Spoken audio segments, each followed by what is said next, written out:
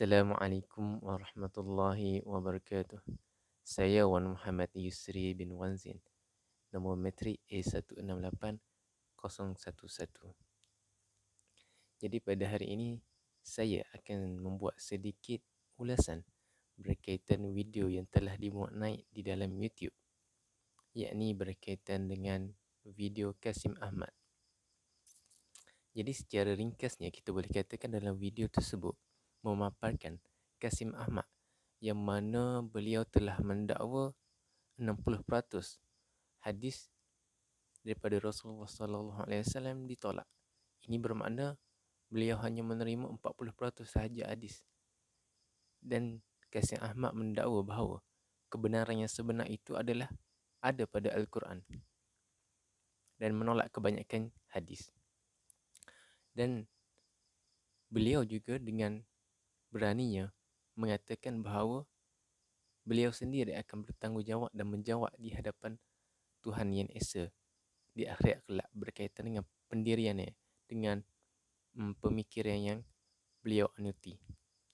Jadi berdasarkan fahaman dan pemikiran yang dianuti beliau, maka kita boleh kategorikan Kasim Ahmad ini adalah golongan anti hadis, yang mana anti hadis ini adalah golongan yang menolak hadis dan menerima Al-Quran semata-mata dalam mengeluarkan hukum dan menentukan segala sesuatu.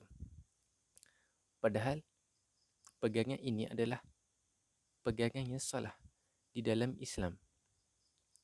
Ini kerana tidak boleh untuk seseorang itu, tak kira sesiapa pun, untuk berpegang semata-mata hanya kepada Al-Quran tanpa menggunakan hadis. Ini kerana Al-Quran kebanyakannya menggunakan kata-kata yang umum dan yang mana perkara itu perlu dijelaskan oleh hadis. Okey, seterusnya, seseorang yang menggunakan Al-Quran semata-mata, dia tidak akan mendapat kesempurnaan dalam agama kerana perlu menggabungkan Al-Quran dan hadis untuk mendapat sesuatu hukum yang muktamad. Seterusnya, jumhur ulama mengatakan bahawa kedudukan hadis ni sebagai sumber hukum yang kedua selepas Al-Quran. Jadi tidak boleh untuk sesiapa sahaja menolak hadis dan menggunakan Al-Quran semata-mata. Antara peranan hadis dalam Islam ni, dia ada 3 perkara. Yang pertama, memperkuatkan hukum Al-Quran. Yang kedua, mentafsir maksud Al-Quran. Al-Quran dia beri satu ayat dan perlu ditafsir oleh hadis. Dan yang ketiganya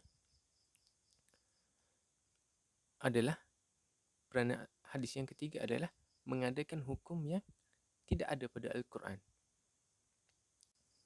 Maka jelaslah di sini peranan hadis itu sangat penting dalam mentafsir Al-Quran. Jadi tidak boleh untuk seseorang itu untuk memisahkan di antara Al-Quran dan juga hadis, kerana Al-Quran dan hadis ini saling melengkapi di antara satu dengan yang lain. Dan jelaslah juga di sini bahawa hadis ini mempunyai kedudukan yang tinggi di sisi Islam sehingga dianggap sebagai sumber rujukan yang kedua selepas daripada Al-Quran. Maka kesimpulan daripada video berkaitan dengan Kasim Ahmad, maka kita boleh simpulkan bahawa pemikiran ataupun ideologi yang dibawa oleh Kasim Ahmad merupakan ideologi yang sesat dan juga menyeleweng daripada ajaran Islam yang sebenar. Oleh itu, pemikiran dan ideologi anti hadis yang dianuti oleh Kasim Ahmad itu perlulah dimenteras dan dielakkan dan juga dijauhi oleh umat Islam kerana ianya jelaslah menyeleweng daripada ajaran Islam yang sebenar. Oleh itu, perbanyakkanlah berdoa kepada Allah agar diberi taufik dan hidayah oleh Allah dan ditunjukkan ke jalan yang lurus. Wallahu a'lam. Sekian, terima kasih.